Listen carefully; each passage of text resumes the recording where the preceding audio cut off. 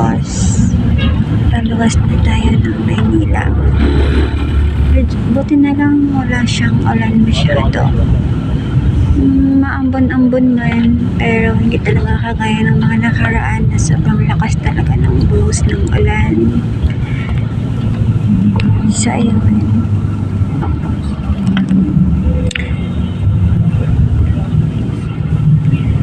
Bye, Pampanga muna tayo for now.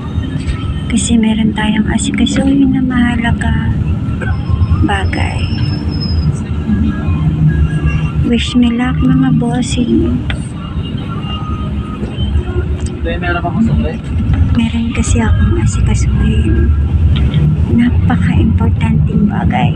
Halos 2 taon ko na pong inantay pagkakataon na to. Good news siya kasi sa wakas. Sana tuloy-tuloy na. Mabait talaga si Lord. Kasi talagang bibigyan ka talaga niya ng ano kung kaya mo bang magtiis, kaya mo magtiyaga, kaya mo magantay. Sasamahan mo ng dasal. Kaya yun, tama nga yung sinasabi na kapag para sa'yo, ibibigay at ibibigay talaga sa'yo yan.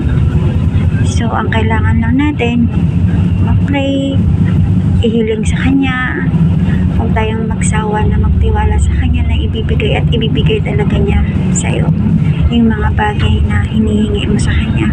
Kapag para talaga sa'yo, ibibigay talaga niya kahit matagal yan.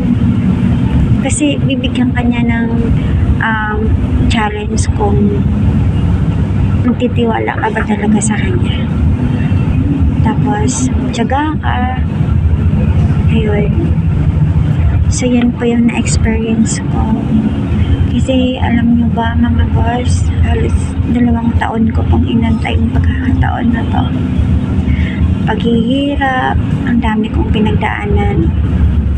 Merong time na sumusuko na ako. Pero, thank you kay Daddy Sam. Kasi lagi niyang pinapalakas yung loob ko. Lagi niya akong sinasabihan na pray lang. Kasi kapag para sa'yo, ibibigay sa'yo yan. So, ayun, this is it ng mga boss. So, ang gagawin na lang natin ngayon, magpipray ako. Ipag-pray niyo po ako na maging successful po yung mahalagang bagay na pinuntahan ko. Bukas po yun.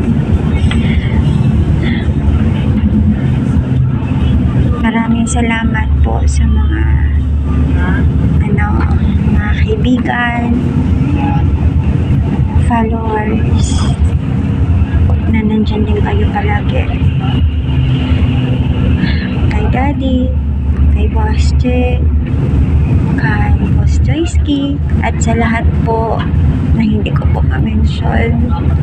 Maraming salamat po sa inyo kasi naging part din po kayo sa mundo natin po. Maraming salamat.